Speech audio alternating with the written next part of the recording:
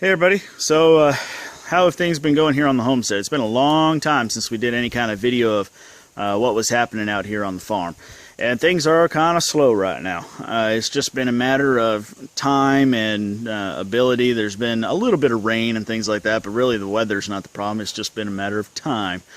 And with both of us having full-time jobs, kids and the like, it can be kind of hard to wrestle down the time. But does not mean things have grown to a complete stop. Do have a few things growing in the garden. Lettuce is prolific right now. The butternut squash that I had pretty much just said whatever to has started to grow. I'm not entirely sure if the fruits have actually been pollinated. You know how they get. You know, they're yay big, but I don't know if they've actually been pollinated or not. So we'll just have to sit back and watch and see if they keep growing out. It has gotten cool enough that I don't see much pollinating insect activity around anymore, so we'll just have to see. Let's see, what else can I tell you? I put a couple other things in the ground: turnips, some collards, and some cabbage, and oh goodness, see, I should have wrote this down before I looked. But anyway, cool weather crops, leafy greens and such in the garden, and they're all doing pretty well right now, and I think they will do, hopefully, for quite a while. In our zone here, we're supposed to be 7B. We should be able to grow this, if not all the way through the winter, then through most of the winter. So we'll just have to wait and see. Our ducks have split themselves. Our males are now hanging out in our neighbor's yard, and I have an idea for this. I think that it's because our neighbor has some horses, and I think they're enjoying being over there and going through the horse manure.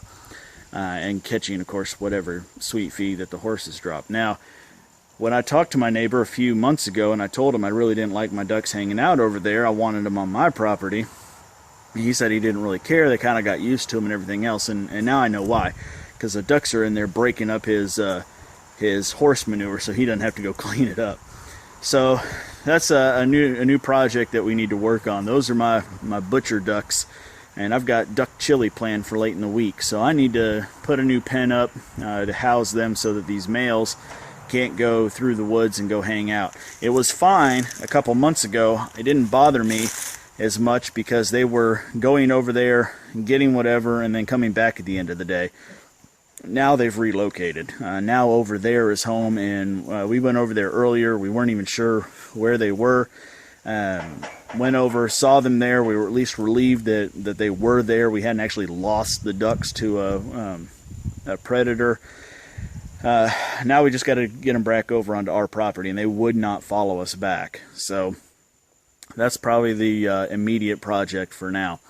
Everything else is just kind of going as it goes. I haven't done anything with the rabbits, haven't had a breeding or anything like that.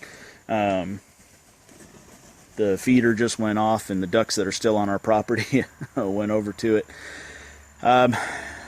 Really, everything, like I said before, is kind of at a standstill. I did shoot a short little video, and for brevity, I'll just include it here and just show you the video while I give you some new narrative for it. I really don't plan on doing hydroponics. I don't like having to go out and get the fertilizer. I don't like that it's not, in my terminology, a sustainable thing. Now that said, I believe it could be sustainable if you turn it into like an aquaponics or a vermiponics or some kind of combination where you're using an animal manure to put fertilization into the water to go to the plants. Now, I'm not doing that anytime soon. I've already got enough projects that are waiting to be completed that I'm not going to look into doing some kind of fancy system. So this worked. I can't say anything bad about it. You mix some fertilizer in the water, you set them in there, and they grow. It's that simple. It really is easy. If you have a brown thumb, or you don't have dirt, or you're somehow worried about gardening and you're thinking about hydroponics, I think it's dummy proof.